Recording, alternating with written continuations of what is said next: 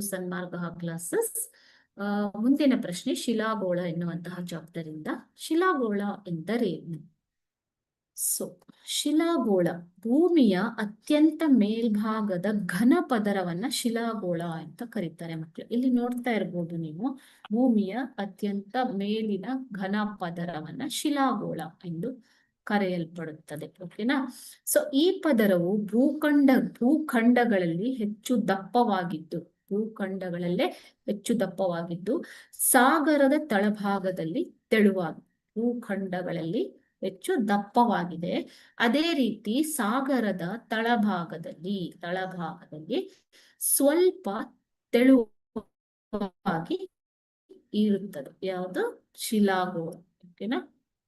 ಇದು ಶಿಲಾಗಳು ವಿವಿಧ ಬಗೆಯ ಶಿಲೆಗಳು, ಖನಿಜಗಳು, ಮಣ್ಣುಗಳು ಇತ್ಯಾದಿಗಳಿಂದ ಕೂಡಿರುವಂತದ್ದು. ಓಕೆನಾ ಮಕ್ಕಳೇ? Thank you.